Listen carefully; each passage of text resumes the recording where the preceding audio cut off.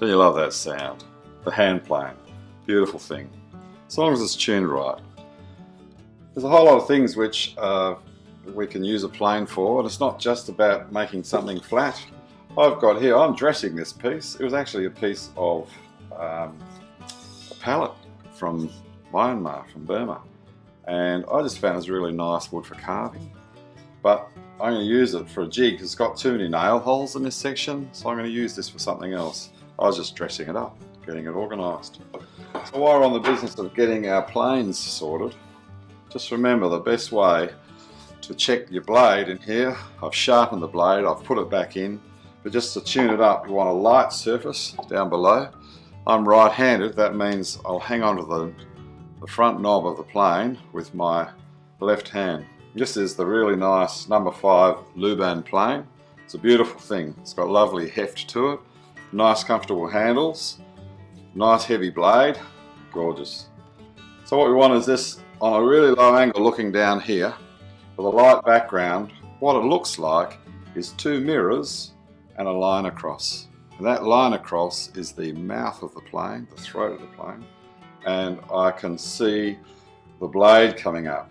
So from here I can check the lateral adjustment, moving the lever in here to move the blade this way. So I want that to be parallel, and of course I've got my in and out action right here. I want something nice and fine in there at the moment, just for what I'm doing at present, just doing the dressing up of this. So let's test it out and see what happens.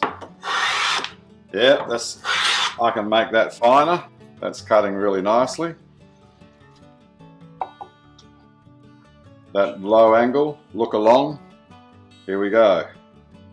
So when I'm planing and I need to stop, I love these little alloy bench dogs. They're really very good. Fantastic to work against. But sometimes I need something that's got a little bit more width to it. So look, here's a really simple jig. What about this? A piece of timber, a bit of 1/2 inch ply, which is just glued and nailed on at right angles. That sits in here, which gives me a nice flat surface upon which I can push. Fantastic, so easy, eh? Just knock it up out of some scraps in your workshop.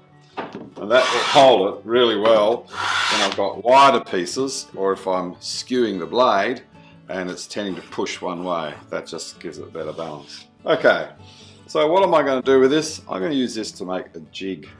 You see, I've got these nice little boxes here. It's pretty cool, isn't it? It's got those compound angles. And I want it, when I plane it, I want these angles to come together really nicely. So I'm going to make up a jig that will help me to do that. So let me show you how. So I've dressed the 2 sides here with the number 5 plane. What I want to do now is just to dress this top edge, not worried about the bit at the bottom. I'm using this piece of scrap to make up a jig which will enable me to plane on a consistent angle. So just to make life easier, I'll start out by just squaring this up. Now I can just put it in the vise, take a punt, start to plane it, and then see what happens. Test it for square, make an adjustment, go from there. But I'll show you another trick.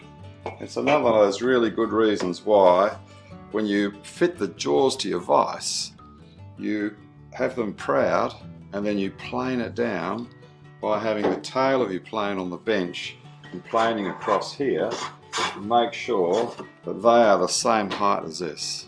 It makes your vise so much more useful. So I'm going to square this up. Now if the inside face of your vise here is square to the top, this works really well. I'm going to get a scrap piece of wood, lay it on here for the tail of my plane to run on. This is just a bit of stuff lying around the workshop. I'll set this up so that those are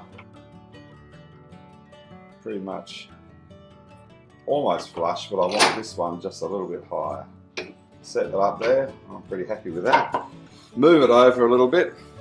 I'm going to cramp this on Nice Bessie cramp, F cramp. I'm going to set it up so this is hanging down out of my way.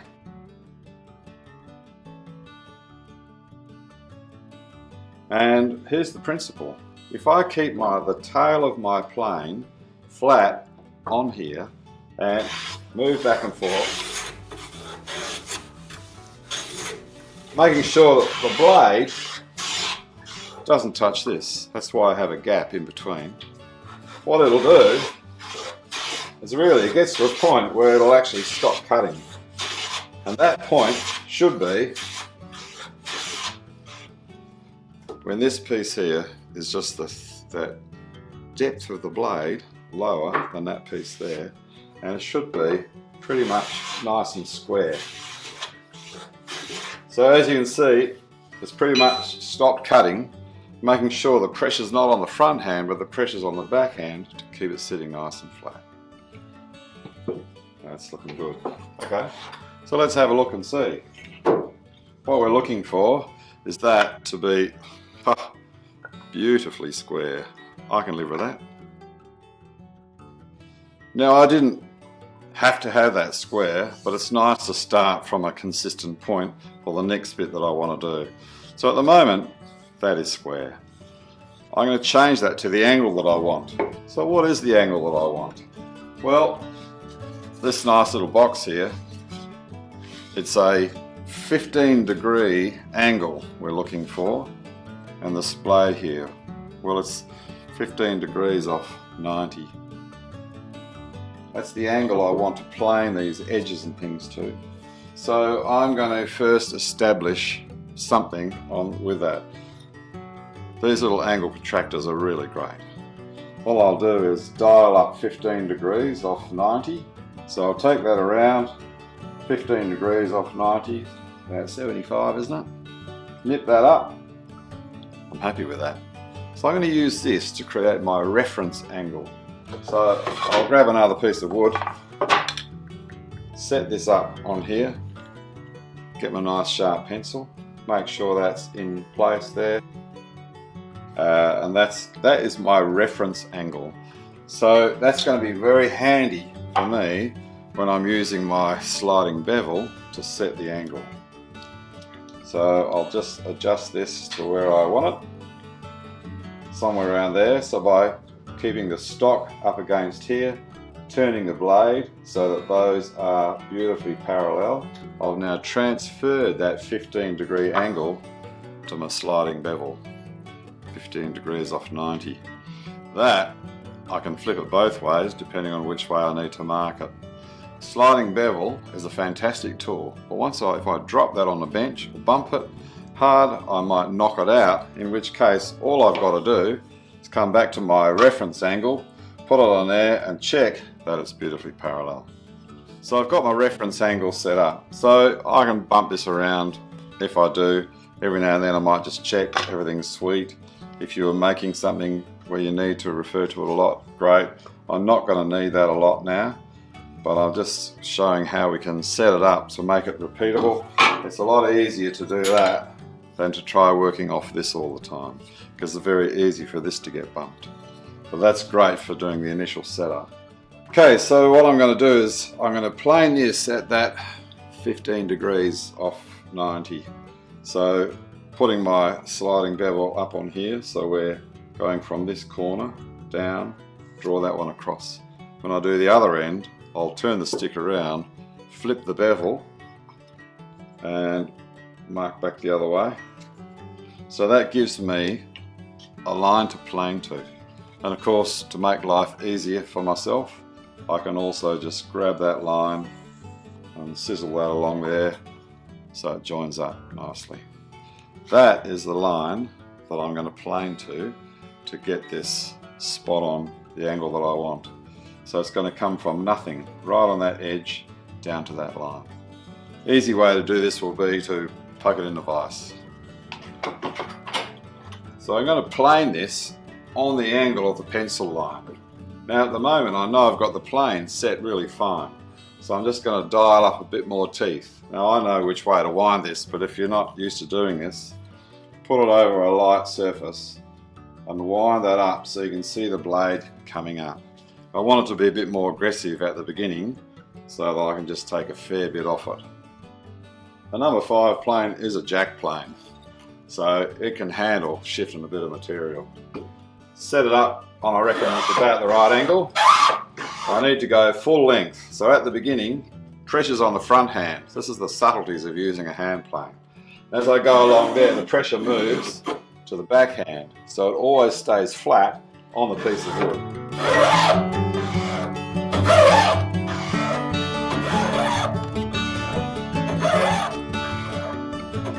So when I'm using the plane, what I need to make sure of, this is the subtleties of using a plane, is at the start I want the pressure on the front hand and the blade has to be off the end. As I push through, I changes to my pressure being on the back hand, not on the front hand. That keeps the plane flat, so what we get is a consistent shaving all the way through. Now, I've taken a bit off here. It's starting to get hard to push, so I'm just going to back that blade off. I don't need it to be as aggressive anymore. The other thing I need to do is just have a look at my line on the end. So, well, I need to just roll it this way a tad. So I'll set it on there, kick it around a whisker, and start again. So I'm creeping up on that line. I'm going to roll it just a little bit more. By the time this edge of the plane here meets that edge, that's when I want it to meet the line down the bottom. So looking at my line on the end, I can just monitor that. So we're getting pretty close. I'm just going to back this off a little bit more so it's even finer, just so I can get it right where I want it. You can hear the difference, can't you, in the thickness of the shaving.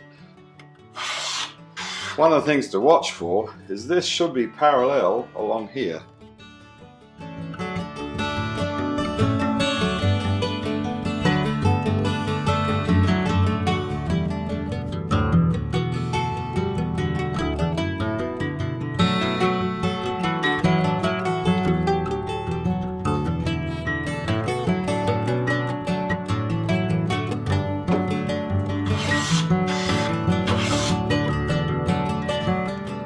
So according to my lines here, we're reasonably close. Maybe just tweak it over a tad more. This is all about that subtlety of touch, which comes from using hand planes a lot. So that's looking pretty good on the end there. So if I've done that pretty well, when I put my bevel on here, that should work nicely. And that's so close it doesn't matter. So that'll work for me. Beautiful. So I have now created a jig. And for future reference, I'm just going to write on here 15 degrees. I know what that means, but that's a jig worth hanging on to if I was going to make some more of these. Okay, so let's see how we can use this. So when you look at the box, it splays outwards this way. It splays outwards this way. So that means the piece in the bottom, the floor of the box, it angles out all the way around. So I'm going to start out on the ends. Decide which is the top side, which is the bottom side. So the top side is basically going to be the bit that is up in there. So if I draw it on here to help it make sense, draw that on there. So you can see how having the line like that means it splays outwards. I'll do the same there, do the same there, do the same there. So how can I use my little jig to do this? If I make that flush along the edge here, when I plane that down, it will follow that angle. So when I mount this in the vise, I'm just going to nip that up so I can position this. And I'm just using my eye to see that it's flush just there. Bring that up. Okay, tighten the vise. So now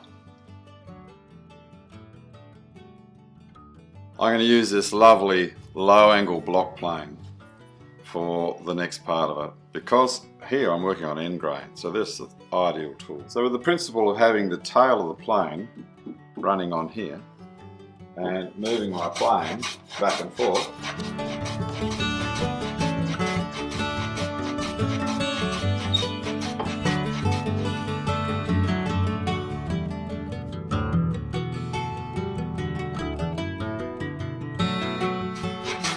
I don't want to chew into my jig here, but once it gets to the point where that bevel on the end equals the bevel here, I've arrived.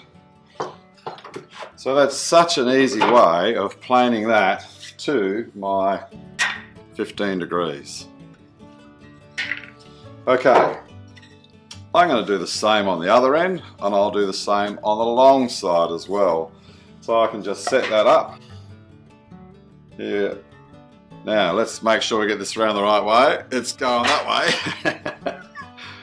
way. Yes, it's very easy to plane in the wrong angle, wrong direction.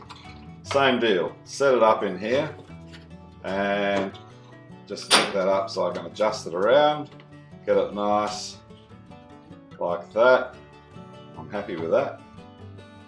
Okay, that's pretty good. All I'm going to do now is use my plane. Same deal, the tail's going to end up running on here. I'm just using a block plane for this job because that's all I need. It'll work really well. If I was doing something a lot bigger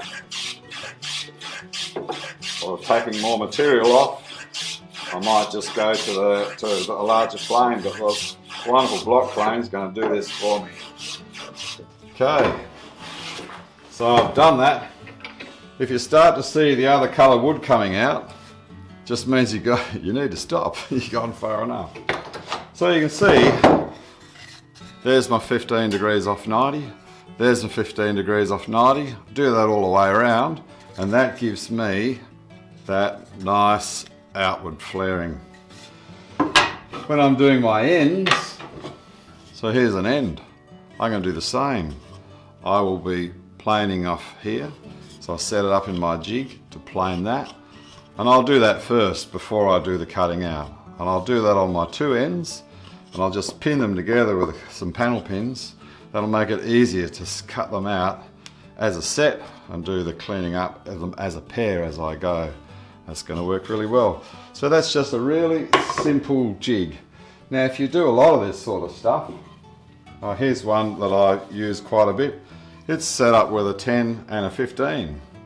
Just lives down underneath the cabinet where my planes are, so whenever I need to plane something at an angle, an end, a side, whatever, this is ready to go. We showed you how to set it up. Such a simple trick, isn't it?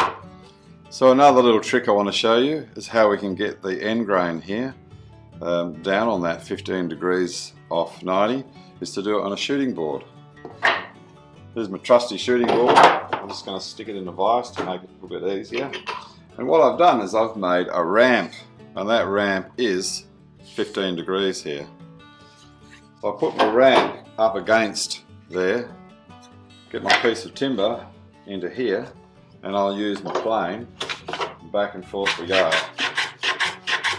So because it's held on 15 degrees, it will give me that 15 degrees off 90. Now the block plane is the ideal plane for working this with that nice low angle. You know, if the nearest plane you got nearby is the trusty number 5, it'll do it as well. The important thing with a shooting board, whatever your plane you've got, is keeping that flat on there. So my finger's down in the bottom here helping to keep it pushed across that way, so it's running against the ramp. I don't want it to be tilting. This nice wide bit here makes it easier. It's got plenty of heft, so whatever you're using, it doesn't matter. The important thing is we're going to create that nice angle we're looking for on the end, just using a shooting board. Just another method, gets you there.